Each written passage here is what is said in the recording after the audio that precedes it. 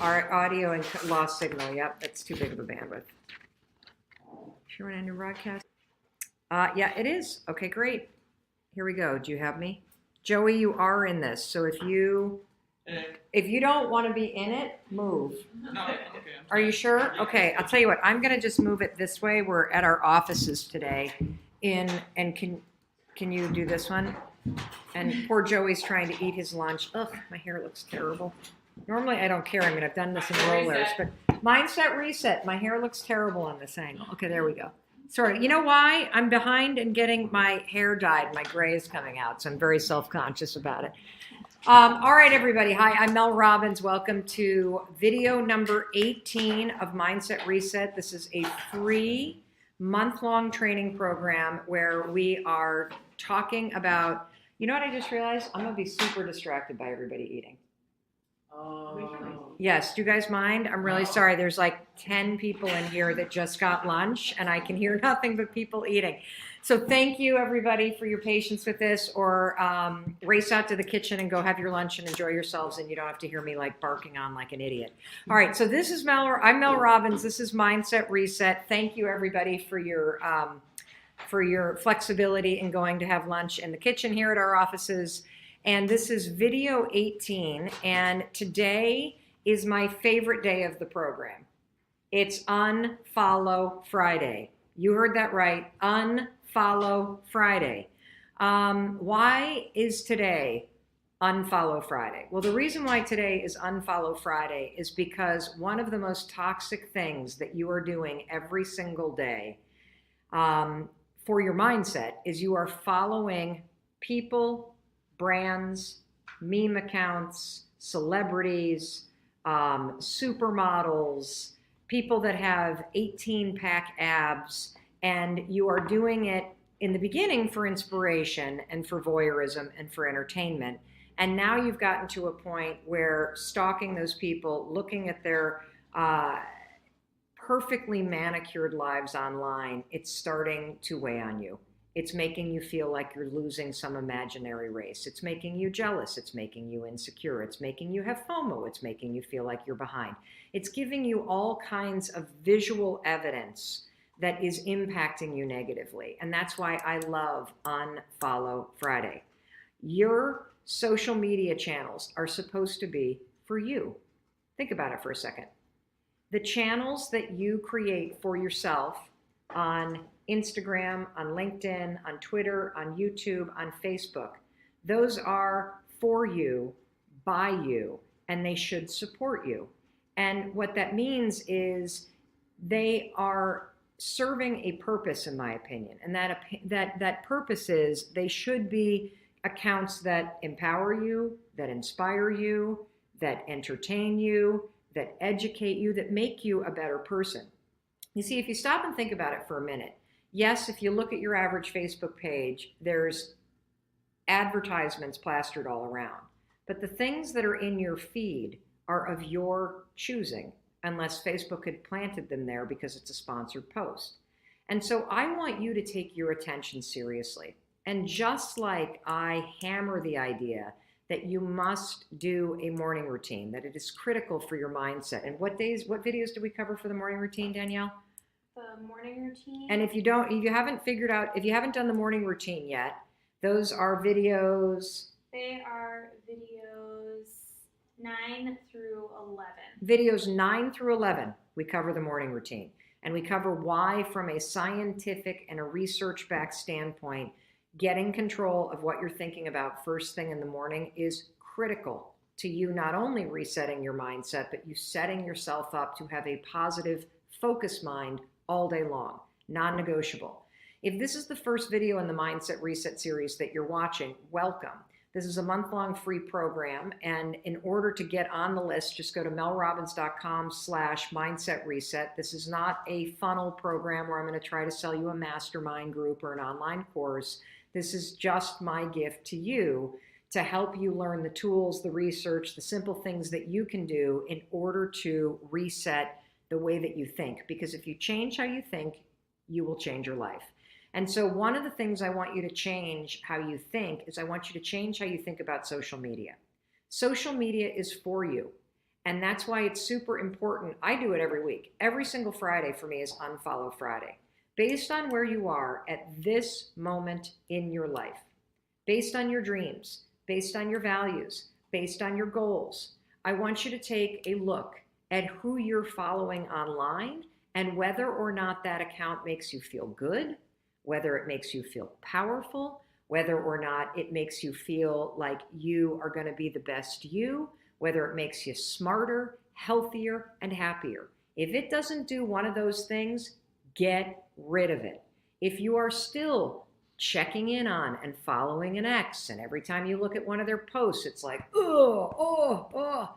unfollow and block.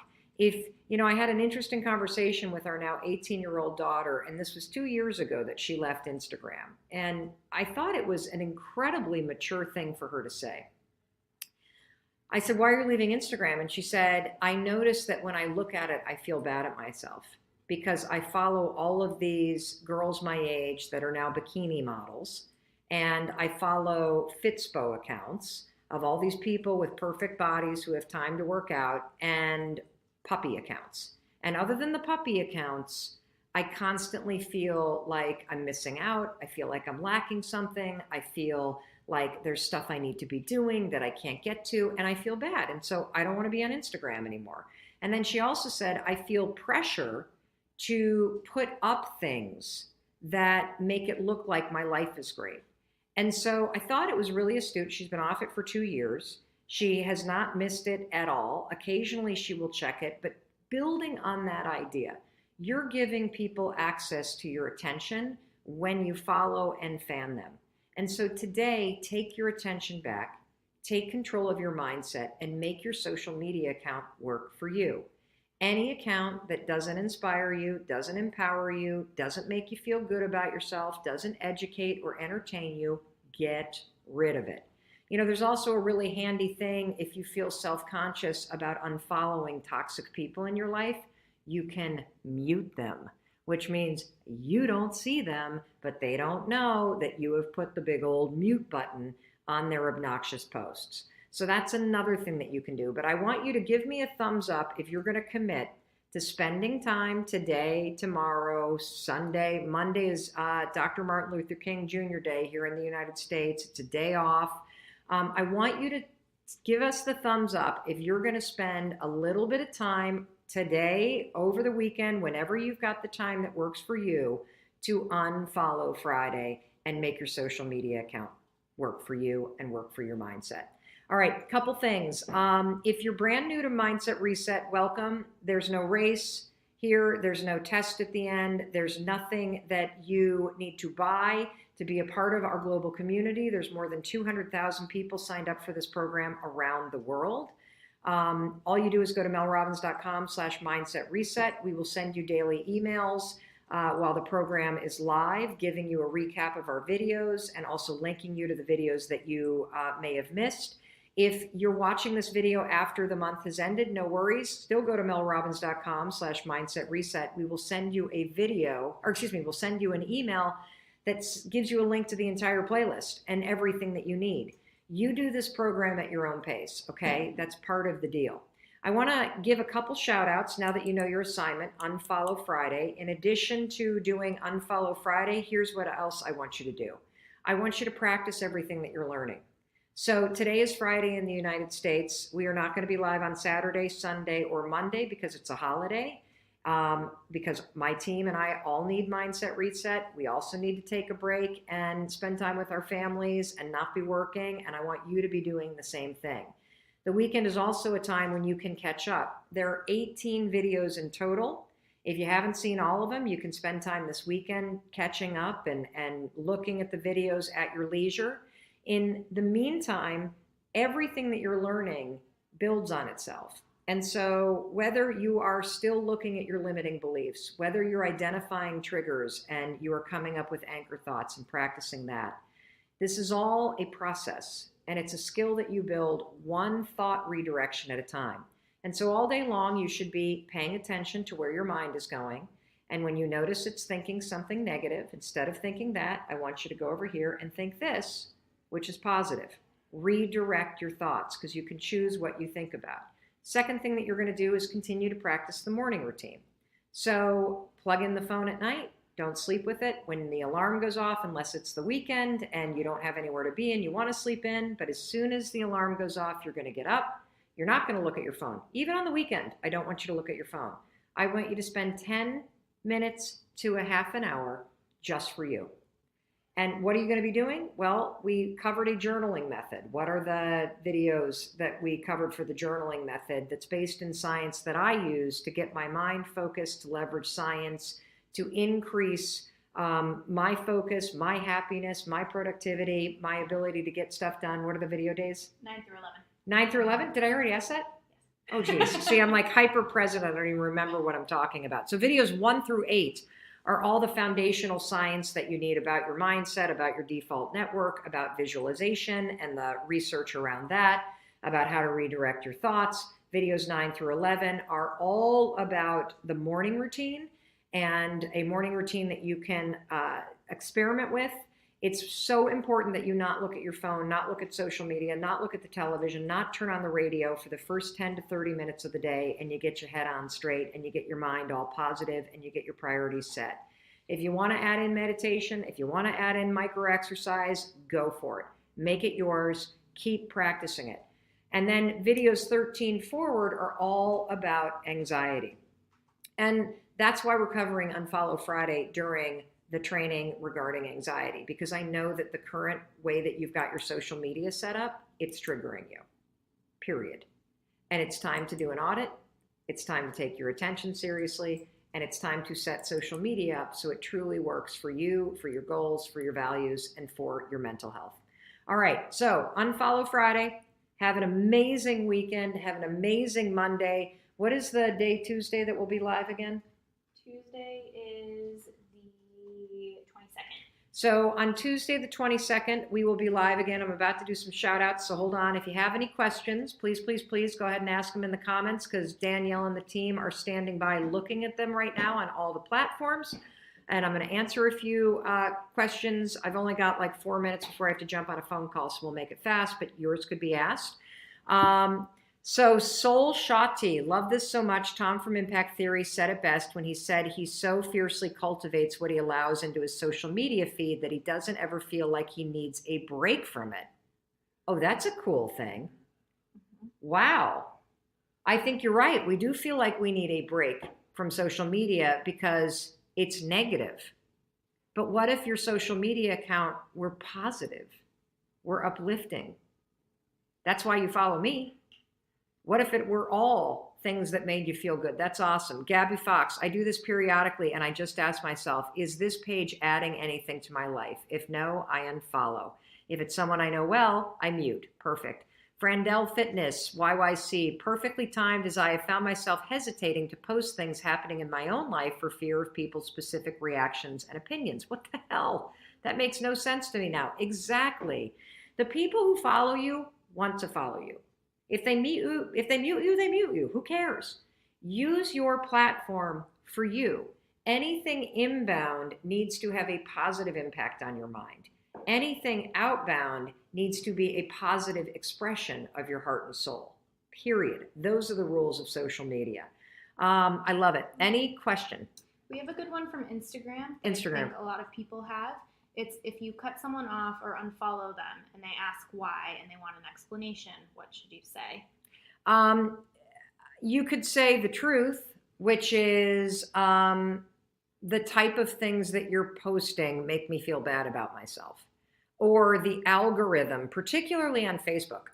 I am very frustrated with Facebook because I only see the same 12 people. And you get overloaded. I don't need to see your kids every 15 minutes. I'm sorry, I love your kids. I don't need to see your humble brags. I don't need to see your vacation. And it's sometimes not even your friend's fault. It's the fact that Facebook thinks that this is the most important person in the world to you, and so they show you everything all the time. Same thing's true with Instagram. And so I think you could say that I'm just trying to do a social media detox and only follow things that make me feel good. And right now, following just friends or following whatever or getting your updates about your MLM business, it's a little overwhelming. But I use the mute. If you use the mute feature, you don't have to have that conversation. But if you do get asked, just be direct. You post too much and it's clogging my feed. And there's no way for me to get less frequent updates from you. And so I made a decision on follow, and I might follow you again. And if you don't want to follow me because of that, so be it. So be it. Any other questions? I think that's it. Always the truth. Always. Don't couch what you have to say. Don't edit it. Just tell people the truth. When you worry about managing everybody else's feelings, you'll become a liar. And you'll become somebody that withholds information. And that creates more problems than simply saying, I really only want to follow like 100 accounts. And I'm just weeding it down because I spend way too much time on it, period. Or you're annoying. Well, maybe you don't want to say that, but whatever. Okay. In case nobody else tells you, on Unfollow Friday, I love you, and I believe in your ability to make your dreams come true and to make your life a little bit better every single day, because you have control over what you're thinking about and what you do. And when you make those small changes, they add up to big changes in your life, in your happiness, in your focus, in your dreams, in everything. And that's why we're here Monday through Friday, but we will be back, what, the 21st? 22nd. We'll be back the 22nd. That is Tuesday here in the United States. And if you're on our email list, melrobbins.com/mindset reset, you don't even need to think about it, because we will email you on Tuesday after the live training with a link to the training. And that's why you want to get on the list. Next week, we're going to be digging more into specific types of anxiety that people feel. And I'm really excited. Can I preview the cover of that thing? Sure. We've been working on something super exciting for you. If you have children in your life that struggle with anxiety, our team has created a free PDF from worry to winning. Tools to help kids reclaim their superpowers and beat anxiety. And trust me, if you have kids in your life, whether it's neighbors or your own kids or grandkids or nieces or nephews or cousins or kids that you mentor, you want to be on our mailing list to get this, because this is going to be game-changing and super helpful. If you're a practitioner, if you're a teacher, if you're an educator, this is going to be hugely helpful, and we're going to be talking about this next week. So melrobbins.com/mindset reset. I think add one thing really quick. Add one thing, Mandy. Your PDF. We got an awesome email from someone who is currently just starting out her career. Yeah. And she was wondering if we're going to cover anxiety just in the workplace. Anxiety in the workplace coming up next week. Yep. You better believe it. Anxiety. Financial anxiety, workplace anxiety. Absolutely. We get tons of questions about this with LinkedIn. And so kids, work, that's all coming up. Okay. So keep asking questions. Please, please, please continue to tag yourself, put videos up on social media using the hashtag Mindset Reset. Tag us in it, because we are featuring and cheering for you on our social media stories. And we are also actively, dynamically programming this based on what we see the questions are that you're asking us in the comments. So you are co-creating this program with us based on your feedback, your successes, the things that you're confused about. Do we have one more? Angie from Facebook. I have a phone call going right now. Go ahead. What is it? Angie just wants to know if that will be emailed. Yes. A link to this will be emailed. So if you're on our email list, go to melrobbins.com/mindset reset. You will get this. Absolutely. We will make sure you get this next week. Okay. All right. Bye, everybody. I got to go. I got a phone call I'm supposed to be on now. Okay. Bye. Okay. All right. You want to make sure I all of a sudden felt this tremendous sense of sadness. Yeah. To think that the biggest realization for most people Is that the deathbed? is at the deathbed. Many of the death experiences that I've been around, in which the individual will let go of the body fully, like letting go of that egoic construct, they will journey immediately off the planet, and they will go to other planets. They will go to distant times and places. They'll jump to future places, and then they'll come back in, and they suddenly snap out of a coma and tell you something absolutely mind-blowingly ridiculous that doesn't fit into our reality here. Holy cow. If you've ever been with somebody as they are passing on, They're whole. There's basically bookends of the human experience that everybody's going to have. They're going to come in whole and they're going to leave whole. If I think about my own experience of my life, there are those moments. Like one that comes to mind is thinking about being at the bottom of the aisle on my wedding day. And I looked straight down the aisle and Chris turned and he flashed this like huge smile. And it was that same experience of wholeness. And that's where the near-death experience is a gift. You can actually feel what it feels like to be whole. Hey, it's your friend Mel. And there's been a topic that's been coming up a lot in my life lately. And it's not exactly the lightest topic. So I was thinking, should we even talk about this? But the theme just keeps coming up.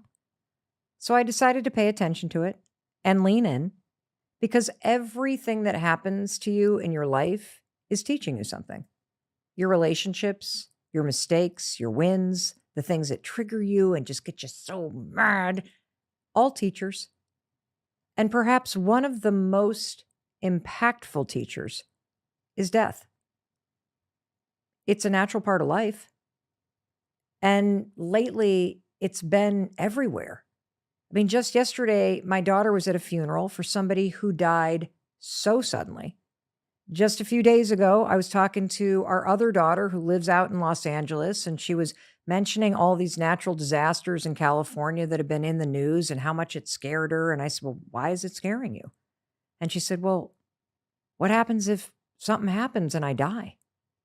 My mother-in-law, she's been coughing a lot, like a lot. And it's been going on for almost 2 years. And she keeps and says, oh, it's nothing. We all want her to get a scan. Why? Because we're afraid. We're afraid she might have something that's undiagnosed and might be dying. And in just a few hours, I'm hopping on a plane to fly to Nashville and give a speech. And it's, one of those little planes. And as much as I love flying, I don't know about you, but I can never get on a plane and not have the thought of my death cross my mind. And I'm not afraid of dying anymore, because I've gotten to the point in my life where I'm so proud of all the things that I've accomplished and changed in my life. And I'm also so proud of the person that I've worked so hard to become, the amends that I've made. But whenever I do think about death, I feel an overwhelming sense of sadness, because I just don't want to miss out on more of my life. And so as it just kind of keeps coming up, I thought, well, why don't you and I lean into this and talk about it together? And so I've reached out to a world-renowned expert who is so incredibly wise and comforting and profound. He also happens to be a triple board certified medical doctor who has spent a lot of his career with people at the end of their lives. And he is here today to share the wisdom and the lessons from what he calls the science of the soul, which is how to let death, the fear and regrets of people dying, near-death experiences profoundly shape your life. Dr. Zach Bush, welcome to the Mel Robbins podcast. Thanks for jumping on a plane from Colombia and flying here. It's a pleasure. Can you tell the person listening what they might experience in terms of their life changing if they take to heart everything that you're about to share with them today? It's going to change absolutely everything in your life. And that's going to be everything that is expressed through your being, which might be relationships, it might be jobs, it might be your different roles you're playing in your communities, it might be your spiritual practices, your religious worldview. And I think that'll be an interesting place to go on the podcast, perhaps, as we start thinking about death and dying. The only place we actually experience it oftentimes is in that last few breaths, where we're suddenly like, oh my gosh, the whole thing was not a chase. Wow. I all of a sudden felt this tremendous sense of sadness. Yeah. To think that the biggest realization for most people Is that the deathbed? is at the deathbed. Over and over. You have spent so much time in your work with people who are either at the end of their life or who are dying or who pass on. You have witnessed countless near-death experiences, and you have so much wisdom to teach us. Have you ever had a near-death experience? I hesitate to call it near death just because I was actually unharmed. I think I didn't have an injury per se, but What happened? I was. This was in 2010, so I'd been in academia in all my trainings and practices, and ultimately in faculty and all that at the University of Virginia after my training at the University of Colorado. So 17 years of just this very inside the box Western medical mindset. Here's the drugs that are going to save the world. Here's the disease. Here's the drug. All of that paradigm. I was developing chemotherapy, and I was using vitamin A compounds to kill cancer. And so that was my world. And I found myself very depressed during those last few years as I started to watch the pharmaceutical companies placing blocking patents to keep these drugs from getting to market. And that was the beginning of a journey into kind of the unfortunate reality that we actually have a healthcare system that's really dominated by the need to manage disease instead of cure or heal. And so that was a pretty dark situation. I was in a couple $100,000 of school debt. My kids were, heading towards college soon. I was, I had no money, no savings account. I was working paycheck to paycheck. I was getting paid $70,000 a year in a university setting as a faculty member, a doctor, 2 sports specialties. And so I was just like trapped. I was financially trapped. I was energetically, emotionally trapped. And in that depression, I started just calling out, for help, I think, to the universe, like, show me the other path, because this is a dead end and I can't figure out my way out of here. I worked too long to become the expert that I am. I can't imagine what I would do next. I can't spend, any more money. I need to start making money, but I don't know how to make money. And then a day came where the universe answered, and I just got this huge amount of information into my experience of like this huge path that I was here to embark on. And I felt amazing. I was like plugged into the universe for the first time in my adult life, I think. And I just felt all of this clarity and all these things. And a couple of weeks later, we had the largest snowstorm in Virginia. And I've never told this story on a podcast, so I'm not sure how this is going to go. But we had a huge snowstorm, and I heat my home that I built with my family and kids. It's a log home in the woods of Virginia, and I heat it by firewood. And so I went out to chop a bunch of firewood in the morning before I went to the hospital. And so I was working in the dark, like 5 a.m, and chopping wood, carrying an armful of wood. I slipped and fell, and a piece of wood separated my ribs on the left, which is kind of a tearing of all the muscles between the ribs. So it was just a lot of chest pain. Nothing was broken, but it was just pain.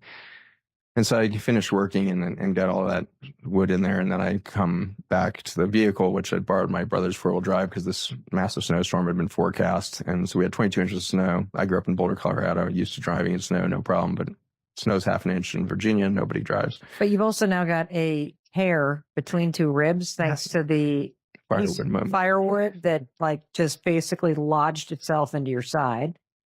Yeah, it was an unfortunate slip. So that you didn't, it just...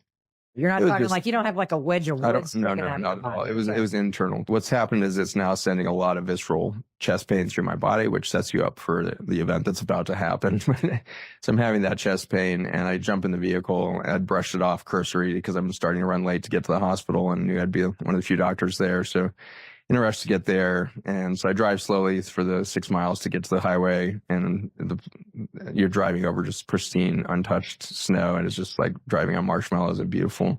Get to the highway. It's been plowed. So I call my wife, said, I'm fine. I'm made it to the highway. It's plowed, totally empty highways.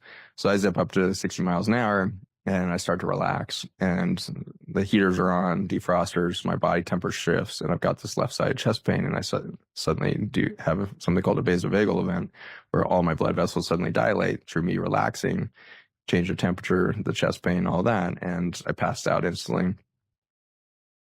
And I woke up in a river with no evidence that there was any civilization around. And I felt amazing. I felt like I had just been rebirthed. Like there was just this bliss state.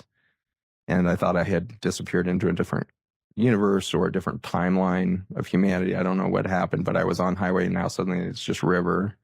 And it's an ecosystem I've not seen in this area before. It just looks different. And there's 20 inches of snow. And my first thought was like, wow, I just didn't picture snow in heaven. Like that's a lot of shoveling for eternity, it seems like. So I was just having this funny moment of like, not what I pictured, but it was beautiful. Sun was filtering through and it was just overwhelmingly white and peaceful. And you were just you, no car, no nothing. I'm in the car in a river. Yeah. I look down at my lap and my cell phone's sitting there and time sitting right on it. I pull up my last call. So it'd been 7 minutes that I had been out, which is a very long time for a vasovagal event. It's usually a couple seconds. And so I don't know what happened during that time, and it's not very important, but I experienced for a moment what I'd seen my patients do, which is experience myself, felt myself for the first time as an adult or as a young child. I hadn't probably been in that state since I was, 2 or a little bit before. The lack of fear, guilt, and shame, the lack of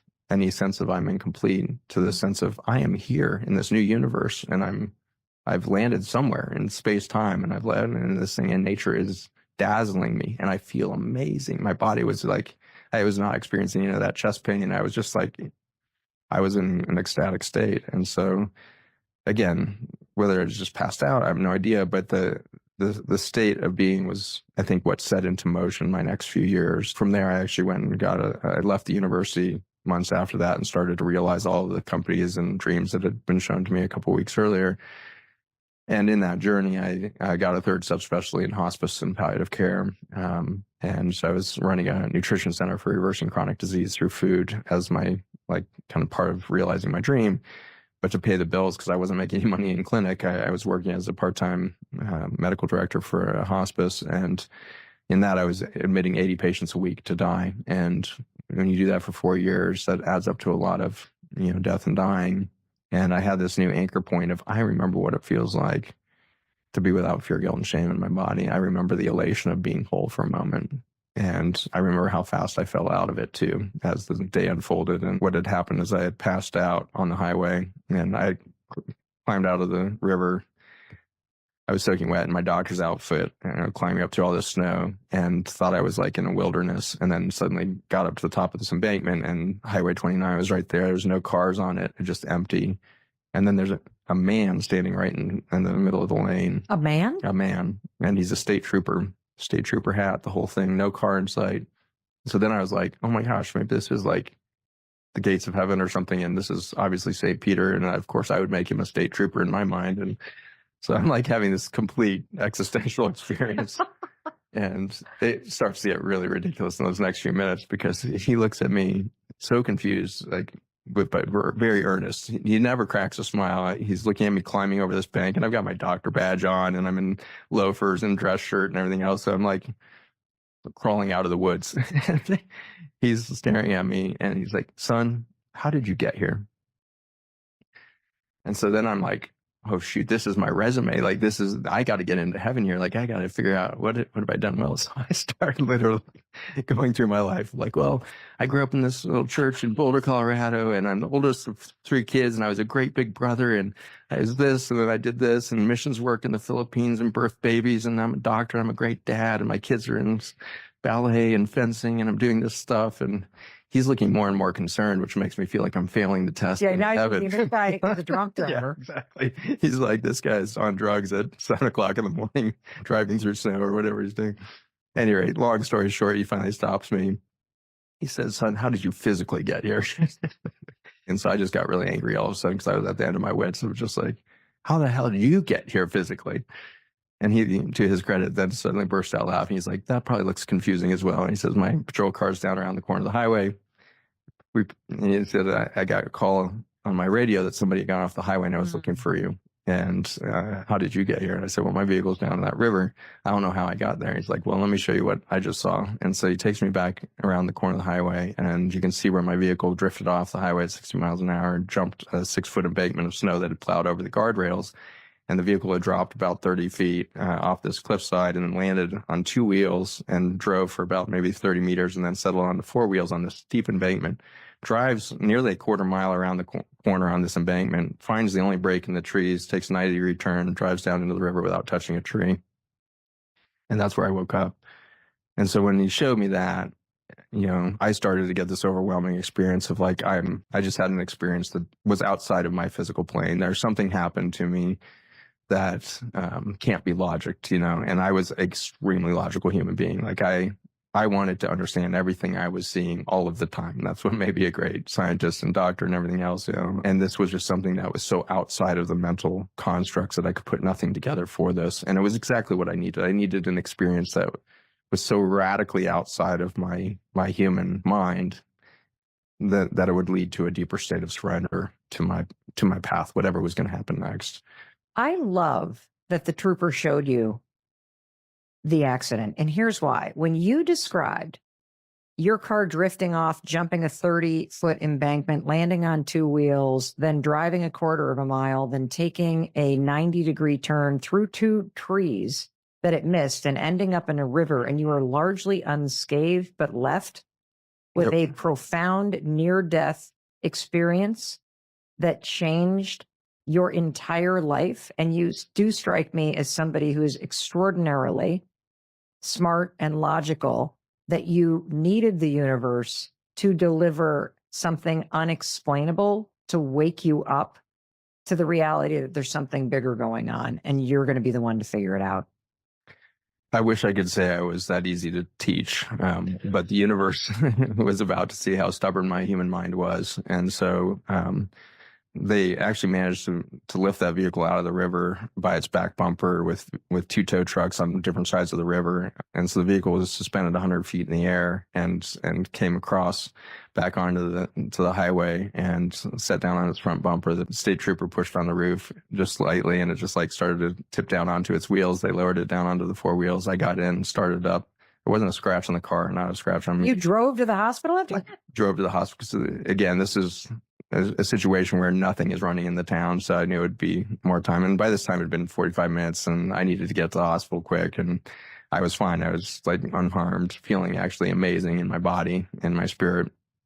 And so I drove and worked a 12-hour day, saw 700 patients that day, just like we only had like 6 doctors running the entire medicine floors. And so it was a busy, busy day. Got home that night. And by that night, I had already gotten disconnected from the experience. And so I was already back in my mind because I thrust myself right back in, got to do everything, got to save the world, duty, responsibility. This is what makes me valuable as a human being, is I can go and work my ass off in a hospital. And so by the end of the day, I'd already lost touch with it. And so here's probably one of the most important events of my life. And it only took 12 hours in the hospital to disconnect me from that event. So I went home that night. I hadn't told my wife much of what had gone on because I didn't want her to worry. So I got home, told her that night, and fell asleep like 11. And the phone rings at 6 a.m. And I pick it up, and this is Lieutenant so-and-so. I'm looking for Dr. Bush. I'm like, oh, this must be the accident yesterday. Yeah, this is Zach Bush. He's like, we need you in Haiti, Port-au-Prince Bay in 6 hours. And I was like, wait, who are you?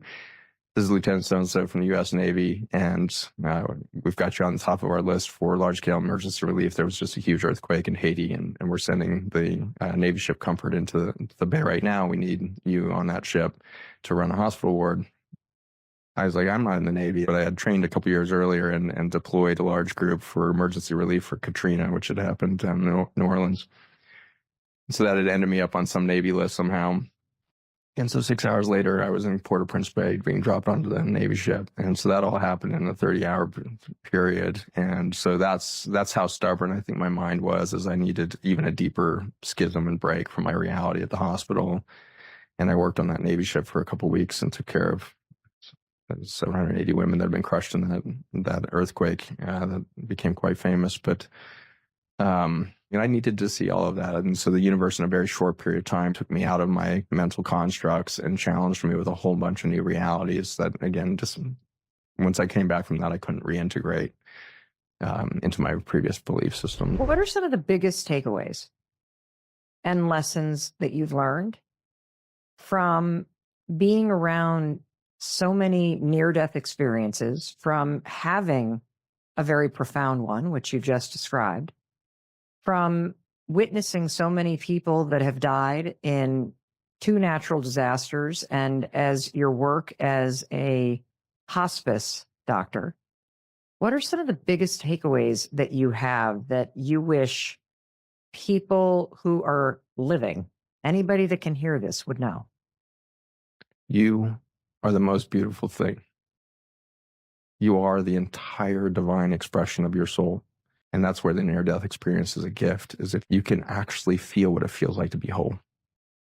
It's not something to be achieved. You've always been whole. You were whole at the beginning. You will still be whole at the end of your life journey. If there's only a perception that you are incomplete right now, you are the most beautiful thing.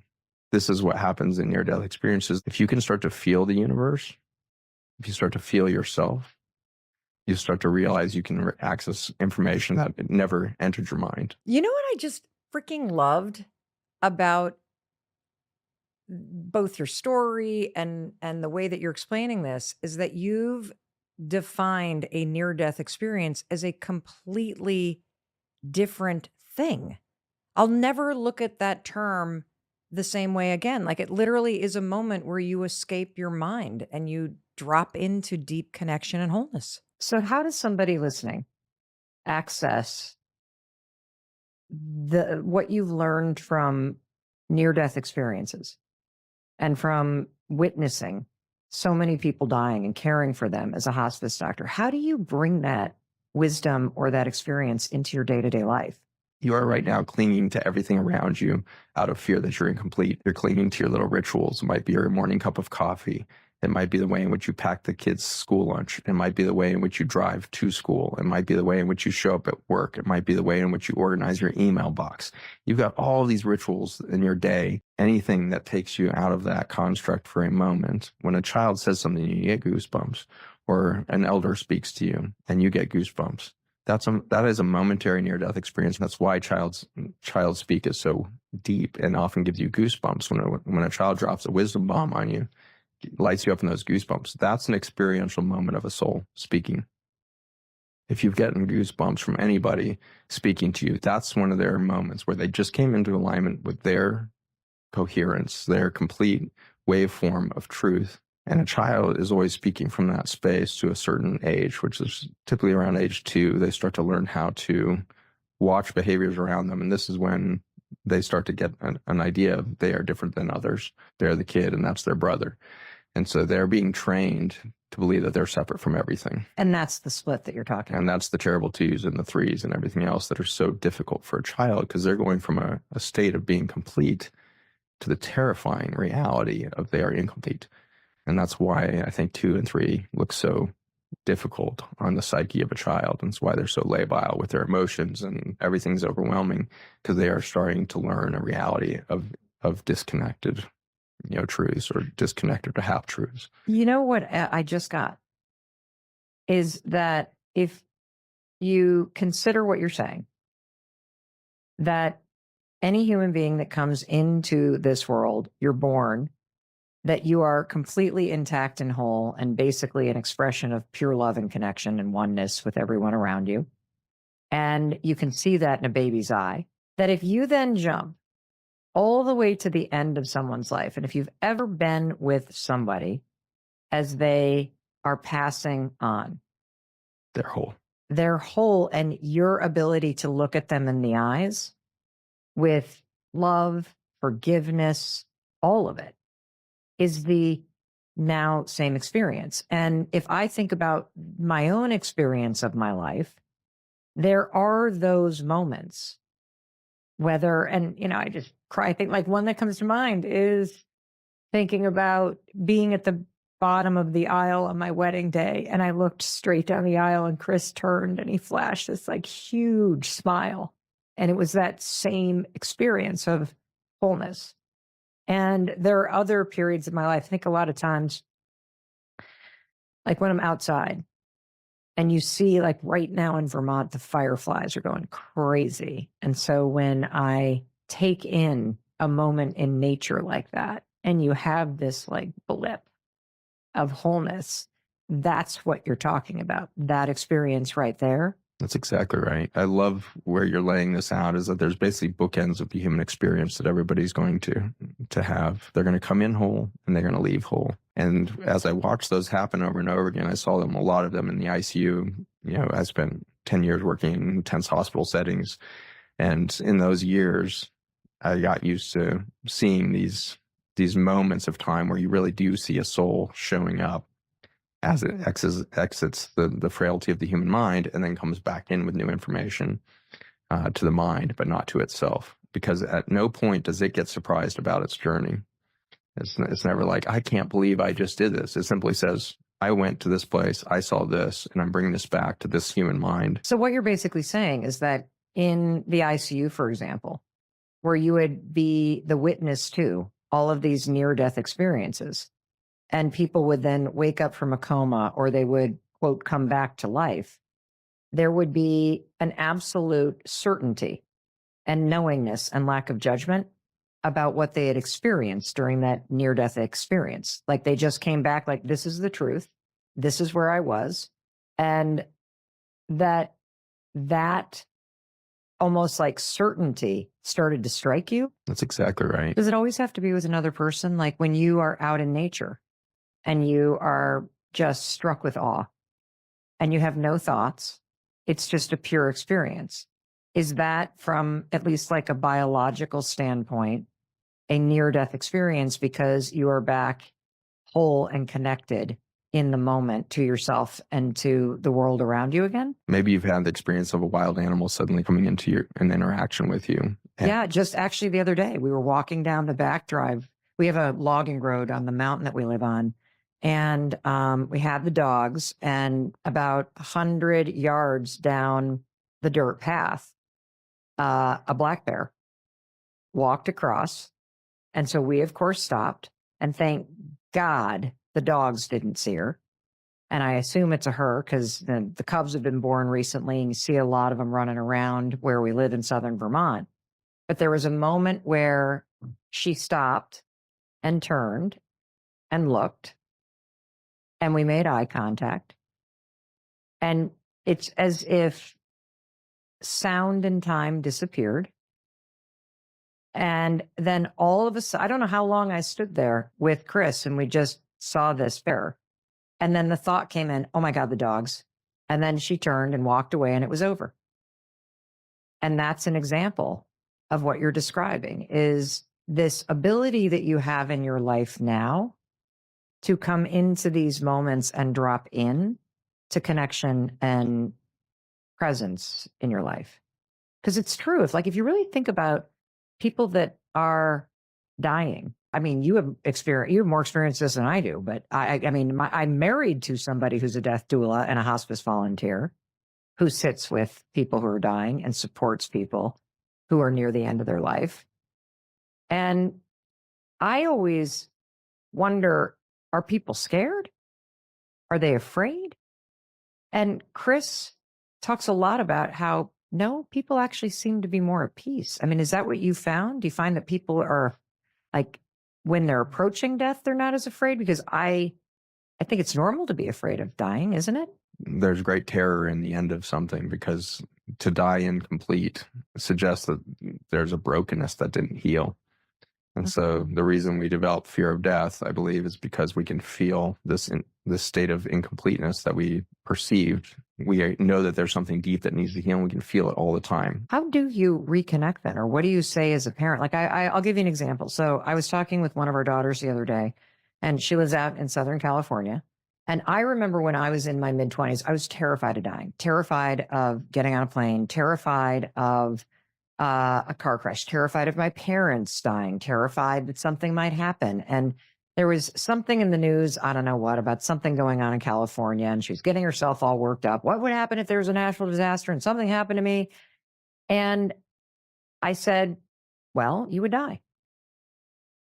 And she said, yeah, but I don't want it. And I said, but once you're dead, doesn't matter. And worrying, like I was very pragmatic about it. And I realized upon reflection, Dr. Zach, that I was terrified of dying probably up until about 6 years ago. What happened? Well, what happened is I got my shit together. Yeah. And I worked on myself, and I went to therapy, and I started pursuing work that was meaningful. And I worked very hard to get reconnected to myself so that I was proud of the person and that I am and how I was acting. And I felt a sense of meaning in the way that I was spending my time. And I had faced a lot of the things from my past or cleaned up behaviors or made amends along the way of doing work for 5 to 10 years. I'm just trying to be a happier person, trying to not hate myself so much that I was on a plane one day. I'll never forget this. I remember the moment like it was yesterday because I used to be terrified of flying. I had so many rituals before I would get on a plane to make sure it would not go down. I would literally get to the airport and I would be on edge the whole time. And when I got to the waiting area, I'd be scanning the area looking, okay, is there a baby getting on the plane? Okay, good. Is there anybody in the military? Okay, good. Is there anybody in a wheelchair? Okay, good. Is there anybody that is a person of, like spiritual? Okay, good. Oh, do the pilots have the military style haircuts? Okay, great. Because I would then say, oh, all these people, if they're getting on the plane, God, the universe not going to let this sucker go down. And then I would get on the plane and then I would start bargaining with myself as if I have any control about what's going on. All right, once the seatbelt goes in, you can start breathing. Then when we take off and we get past that point where they then ding the bell, like all of this active crazy making in my brain over something I can't control. And that was my life. And a number of years ago, I was on the right side of the plane. I was right up against the window because I remember looking out the window and it dawned on me. I hadn't done any of that stuff before I got on this plane. And it dawned on me that I wasn't nervous at all. And then it dawned on me, well, it's because I'm actually not afraid of dying. And the reason why I'm not afraid is that I feel like I have done the work that I needed to do to be connected back to myself. And that I was proud of how I had changed my life. I was proud of how I was showing up in relationships. I was definitely, as I sat there and thought about it, very sad about the idea of missing out and not being alive, when my kids get married or when they have kids or just, living a much longer life because I was actually really enjoying it. And so I feel like I understand what you say when you say most of us are afraid of dying because we have not taken the time to do what we can do while we are alive, to feel more connected to ourselves and to feel more of those moments of wholeness, whether you're staring at a bird or you are looking at somebody in the eyes or you are staring into the eyes of a baby. And instead, I think the sadness, I would imagine, witnessing so many people dying is just knowing that they had it in the beginning and they didn't experience it really again till the end. Yeah, I think there's levels of the sadness, but back to that realization that wholeness never left you. Whatever happened in your life, it looked like a good life, looked like a bad life. That's the beauty of near-death experiences. You suddenly realize it was all perfect. Like the whole thing was perfect. It was exactly what I needed to learn the things I learned, to become the one I became, and ultimately to realize I was whole the entire time. Any perception of incompleteness was incorrect. I put myself on a human journey so that I would feel everything. And I wanted to feel heartbreak. I wanted to feel, deep depression. I wanted to feel the elation of coming out of depression. I wanted to feel, a cup of coffee in the morning. I wanted to feel sex. I wanted to feel these things in my life. And so I got to do all of that. And I had that experience, and that's beautiful. But I would say that one thing for us to get excited about is that what you just described, the journey of getting out of fear of flying, was one possible, description or reality that allowed that to occur, is you were moving from a previous state of trying to make everybody else proud of you to a state of being just proud of yourself. So that's what I would call maybe like one of the most fundamental shifts that a human can have. And so it's a relief when no longer are you trying to perform for everybody else. And I think that is a big thing to celebrate when we finally reach that state of like, you know what, I'm just going to perform for me today. And if I'm happy with the day and my value systems align with my behaviors, then I'm proud of myself. But the deeper opportunity then lies next is, are we willing to go to the point where there is no pride because there was nothing to do or achieve? There was, in fact, the release of all of that belief because you were valuable before you did anything to be proud of. And if you can approach that space, we can move into it for moments. You mentioned a few of them. Breath work, I think, is a powerful way to do this. I think your husband, Chris, is training in holotropic breath work right now for his death doula stuff, probably, but super potent thing. There's many traditions coming out of India, Africa, South America, North American original peoples all over the world had some form of breath work.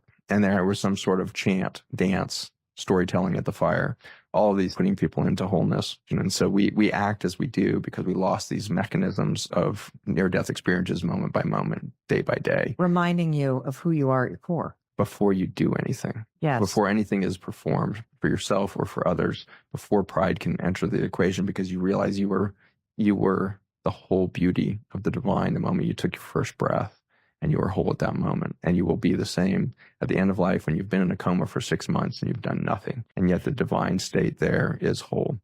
It's encouraging in some ways and surprising to hear you as a hospice doctor, Dr. Zach, talk about that state as being divine and whole. When somebody is in a coma or somebody is in a near-death experience or somebody is about to die.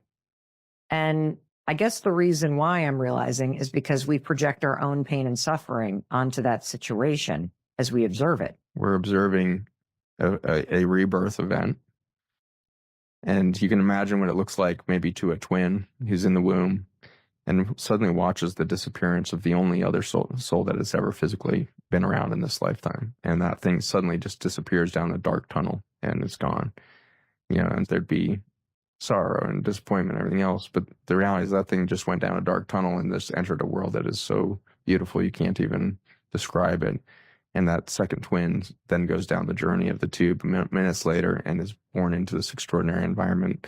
We are all twins in a womb right now, watching each other pass down a birth canal. We call it death, and we think it's horrible because we have a split human mind, but it's always a rebirth. You cannot destroy or create energy. It's the first law of thermodynamics and physics. And so that soul that allowed you to self-organize in your mother's womb is still a soul that's self-organizing that entity into its next expression as it comes out the birth canal on the other end. I love that you just said that, because when people ask me, so what do you think happens when you die? I always say, I think about it like birth. Like when you were in the womb, you had no knowledge of the world you were about to be born into. And the fact that you had no knowledge of it doesn't mean it doesn't exist. And I believe the same thing, that there is this whole world you're about to be born into when you die. And just because you're not quite sure what it is doesn't mean it doesn't exist. I see a lot online about like the regrets of the dying. And I know that there's been a lot of research and books written about this. But in your work, Dr. Zach, are there kind of top things that people regret that we can use in our lives now to live a better life? Yeah, the number one regret is I was performing the whole time. I never was actually being me, and I was afraid to be me, and I didn't even know what it would feel like to be me. But right now, as I'm dying, as that veil thins, I feel myself, and I'm a beautiful being. I am whole. And so really, the regret is, wow, if I'd just known I was whole the whole time, and hadn't had to do all the performance, and had been able to taste the cup of coffee for what it really is, instead of perceive it for everything that it's not. If you were to leave the person listening with one message, what would it be? The deep dysfunction of relationship that we have on the planet right now is we are trying to find somebody else that will make us feel good about ourselves. And more than that, we are looking to another person to help us feel complete.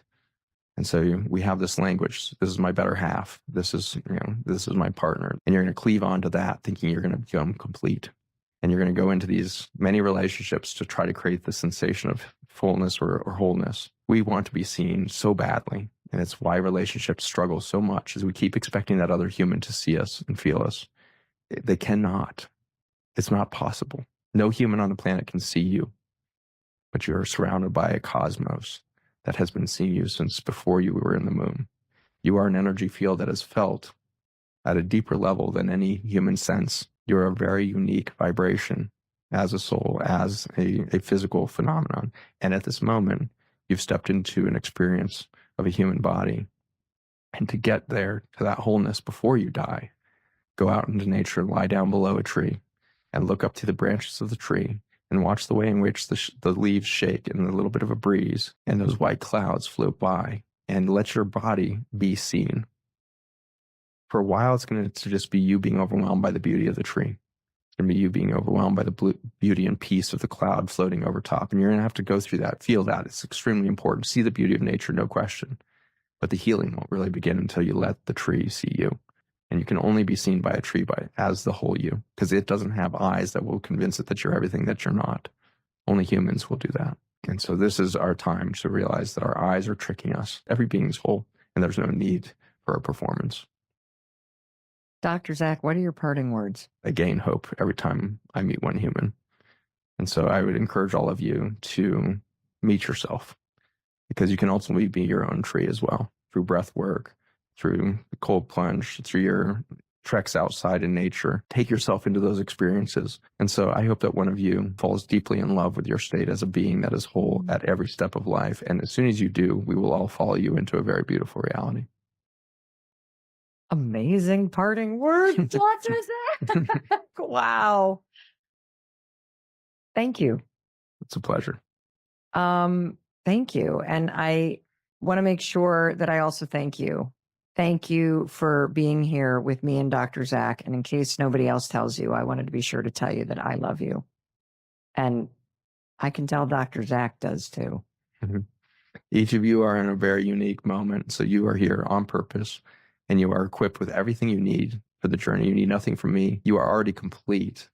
I hope that this whole thing was basically a tuning fork to remind you and let you feel what it feels like to already be a complete symphony in and of yourself. We are tuned together on purpose, and we all came into play right now. You got everything you need. You heard him. Go play, and I'll talk to you in a few days. And for you sitting here watching with me on YouTube, I just want to say, please share this with somebody. Don't just sit and watch. Please do something. And take a minute and subscribe to this channel, because it's really a way that you can support me in bringing you new videos every single day. And I'm sure you're looking for something really inspiring to watch, to really move you. So I want you to check out this video next.